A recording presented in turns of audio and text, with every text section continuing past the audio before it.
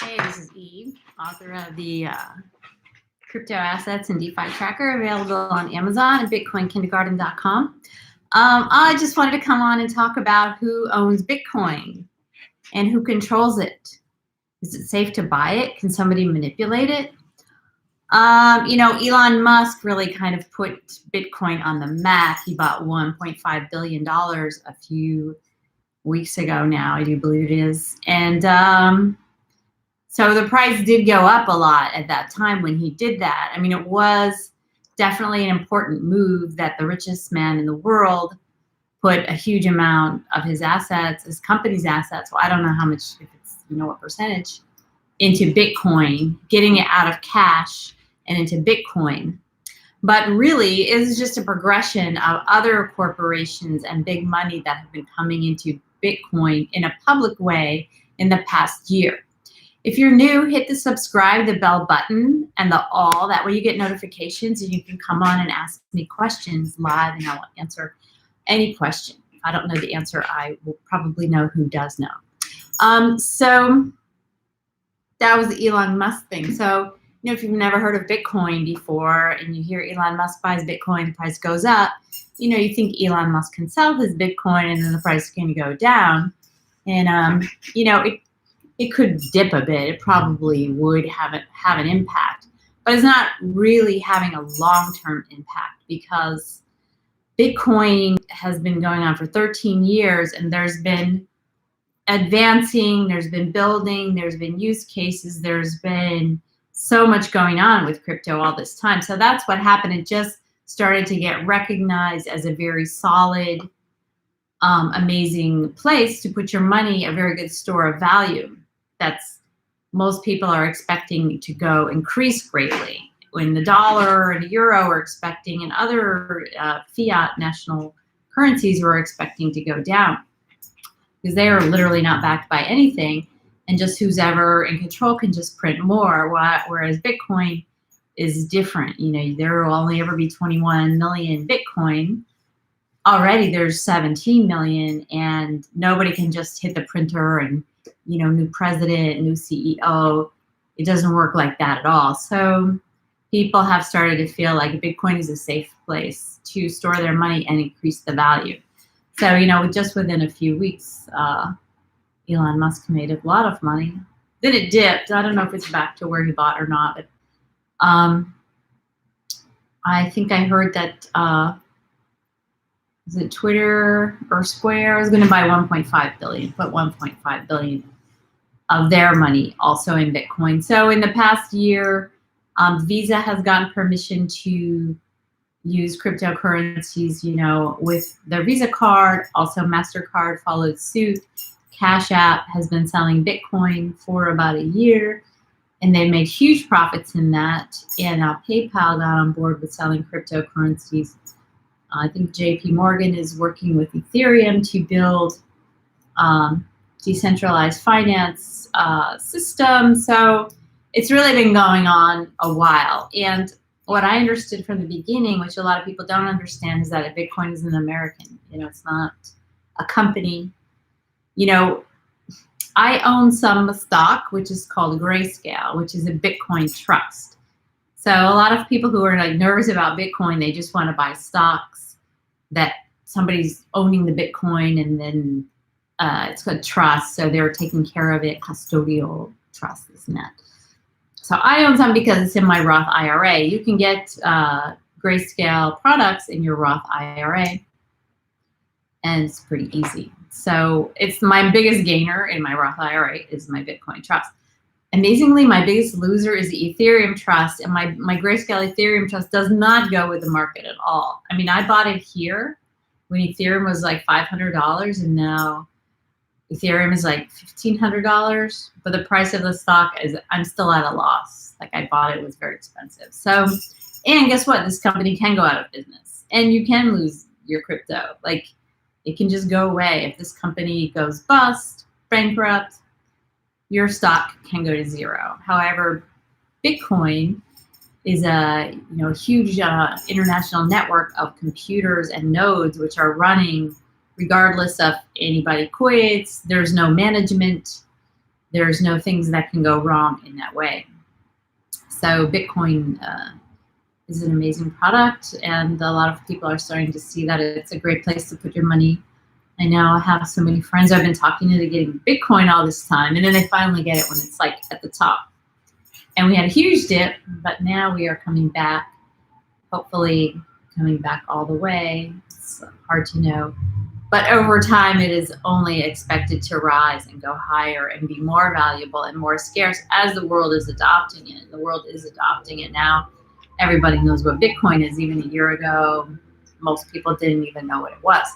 So, but you're not late. If you're going to buy Bitcoin at 40, last time I looked, it was $48,000 for one. But you can buy $20 worth. And I'm always like just urging people to get a little, because that $20 could be worth $2,000 in a year or less, or 10 years, you don't know. So it's good to have invest in a money that is very likely just going to get higher and higher. And that's what it's been doing so far. It's the best performing asset of the decade. It's changing the world. It's a new technology, far superior in so many ways to the technology that we've had before.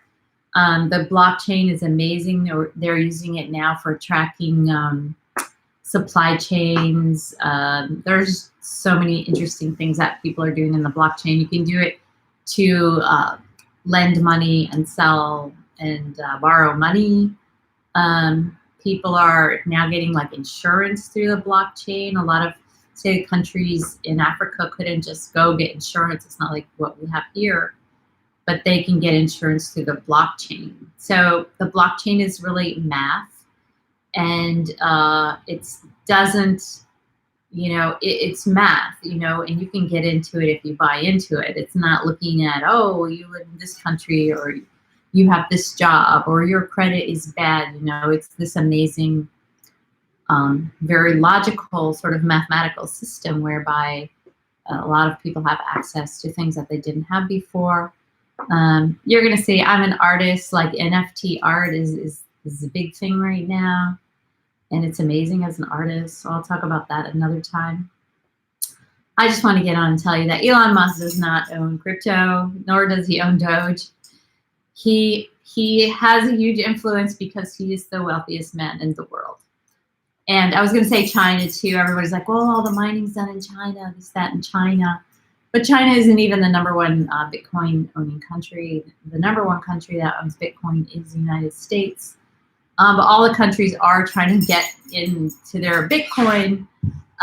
Iran has huge mining rigs, very smart thing for you to do.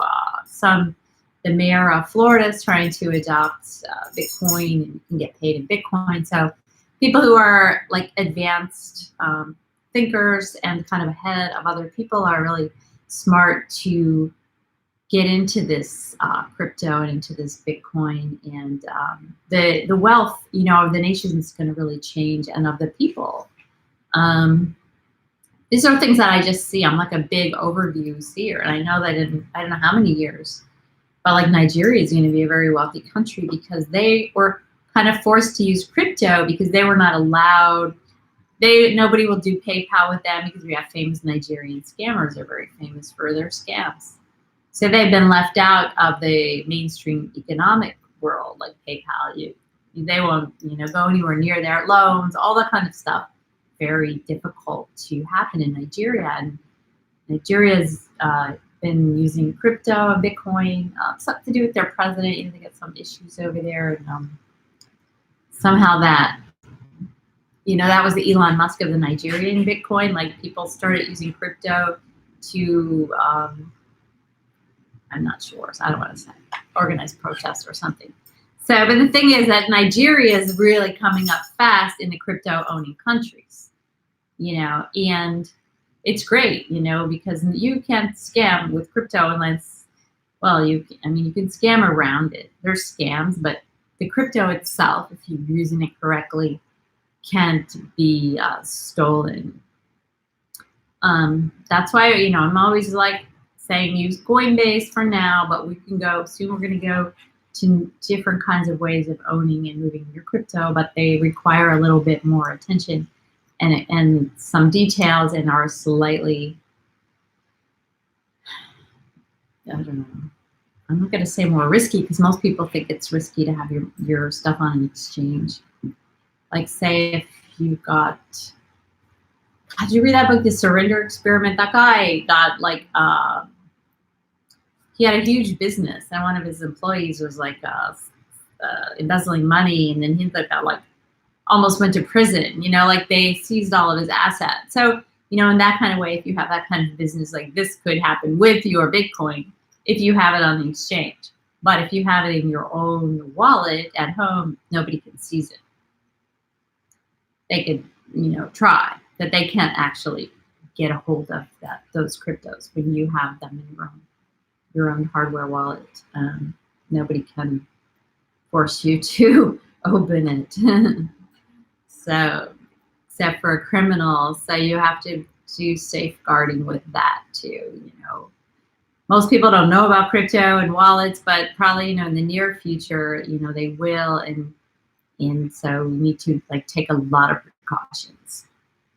Because it's a lot of wealth. A lot of people are getting a lot of wealth, and a lot of other people, you know, instead of just getting into crypto and getting some money and learning about some altcoins, you know, they are like committing crimes. But just it's a lot easier just to get into crypto and make the money there.